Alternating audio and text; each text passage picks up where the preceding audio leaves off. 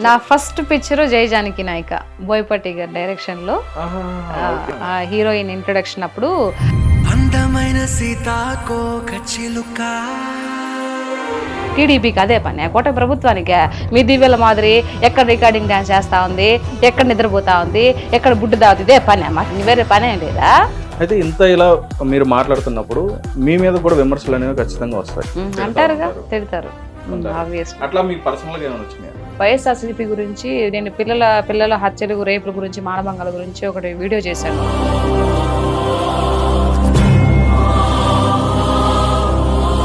నాకు ఒకరు కాల్ చేసి ఏంటి పెద్ద ఎక్కువ మాట్లాడుతున్నావు, ఇప్పుడు నీ కూతురు ఎక్కడ చదువుతుందో నాకు తెలుసు, ఆవిడని తీసుకెళ్లి రేప్ చేసి పడేస్తే అప్పుడు నువ్వేం చేస్తావు, పవన్ కళ్యాణ్ గారి పిల్లల్ని కూతురు రేప్ చేస్తాను, ఇంట్లో చేస్తాను.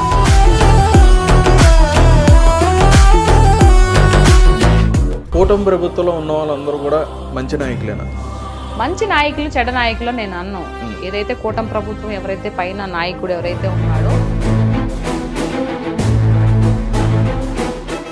హాయ్, హలో, నమస్తే, వెల్కమ్ టు హిట్ టీవీ. నేను మీ శ్యామ్. రైట్, ఈరోజు మన స్టూడియోకి ఒక స్పెషల్ గెస్ట్ని తీసుకురావడం జరిగిందనమాట.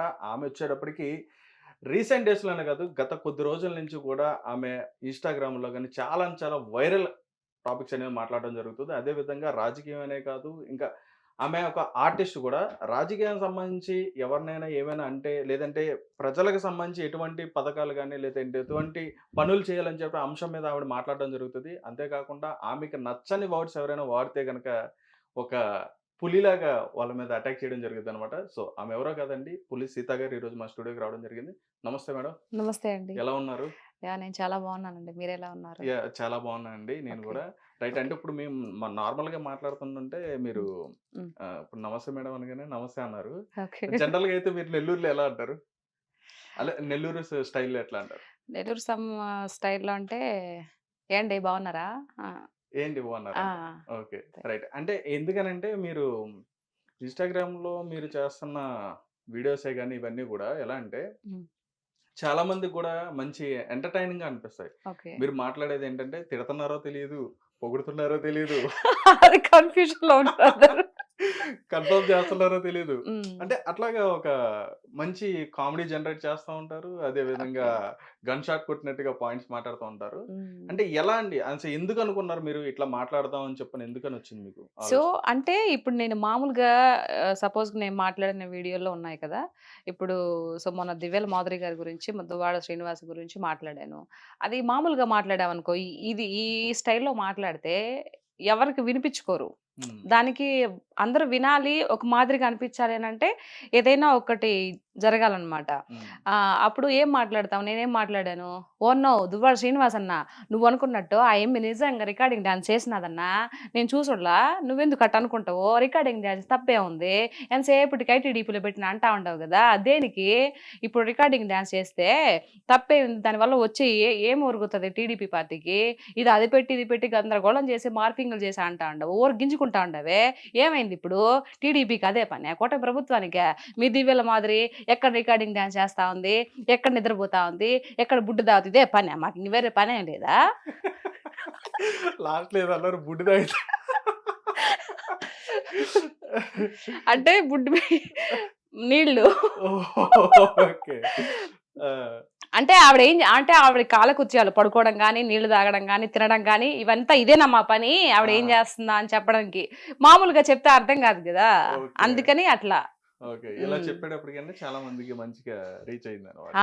అది చూస్తారు కదా, ఏంటి ఇది వాళ్ళు తమాషాగా నవ్వుకుంటారు, అట్ ది సేమ్ టైం మనం ఏదైతే చెప్తున్నాం అది కూడా ప్రజల్లో మైండ్ లోకి వెళ్తది కదా. అవును, అట్లా. అంటే ఇంత ఫ్లూయెంట్ గా ఎలా మాట్లాడుతున్నారు మీరు?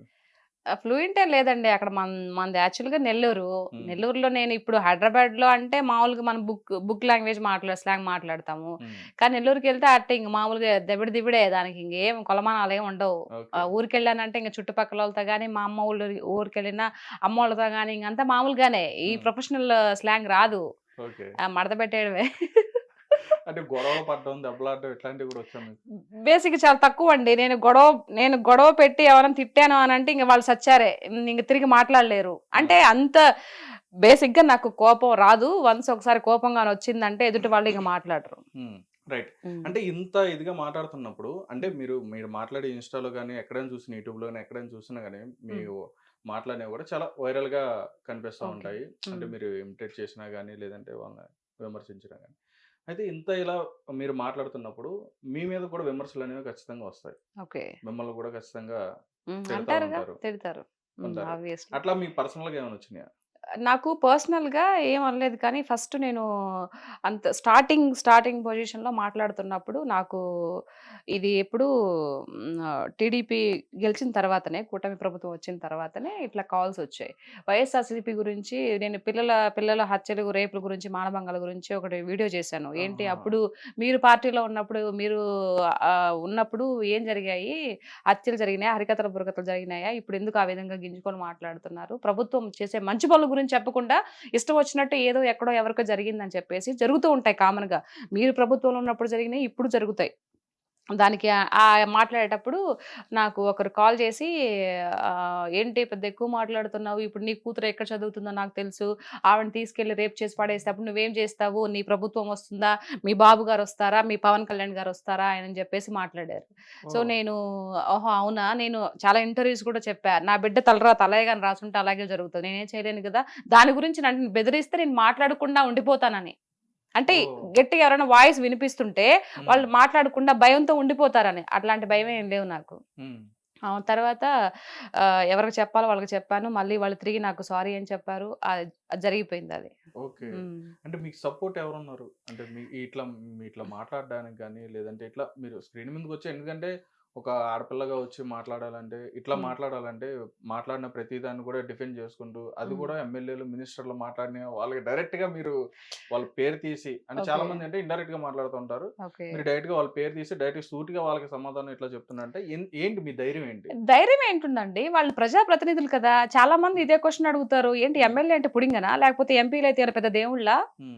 మనందరిని పరిపాలించేవాడు భగవంతుడు ఒక్కడే. భయపడితే భగవంతుడికి భయపడాలి. అంతే. ఎమ్మెల్యేలకు, ఎంపీలకు, ముఖ్యమంత్రులకు ఎందుకు భయపడతారు? హ్మ్. మనం ఓటేస్తే కదా వాళ్ళు గెలిచారు. ప్రజాప్రతినిధులు. హ్మ్. ప్రజల కొరకు ఎన్నుకోబడ్డారు వాళ్ళు. హ్మ్. అంతేగాని వాళ్ళని చూస్తే భయం ఎందుకు? చాలా మంది అమ్మో! ఎమ్మెల్యే వస్తున్నారు. అమ్మో! ఎంపీ వస్తున్నారు. అది మనం గెలిపిస్తే వాళ్ళకి గెలిచారు. హ్మ్. దట్టు ఏంటి అర్థము? వాళ్ళు ప్రజలకి సేవ చేయడం కోసం గెలిచారు అని. ఈడేమో ప్రజలు ఓట్లు తీసుకుంటారు. అందులో ప్రజలది కూడా కొంచెం తప్పు ఉందిలెండి. ఓటుకు నోటు తీసుకుంటున్నారు కాబట్టే ఈరోజు ఇష్టం వచ్చినట్టు అందరూ ఆటలాడుతున్నారు. హ్మ్. అది తీసుకోకుండా ఉంటే ఫాట్టుమని కొడితే నేను ఓటేసాను. నేను డబ్బులు తీసుకోకుండా నేను ఓటేసాను.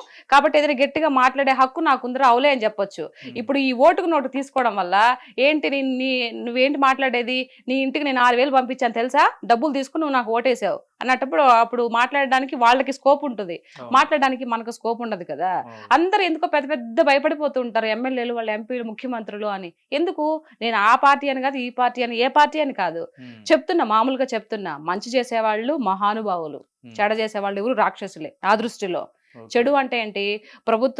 రాష్ట్రాన్ని మంచిగా తీసుకెళ్లకుండా, డెవలప్ చేయకుండా, అందరికి ఉద్యోగాలు లేకుండా, చదువుకొని కూడా ఏదో పనులు చేసుకుంటూ, వ్యవసాయం చేసుకుంటూ వాళ్ళకి చదువుకున్నారు పాపం. చాలా డబ్బులు పోగే చదువుకున్నారు యువత.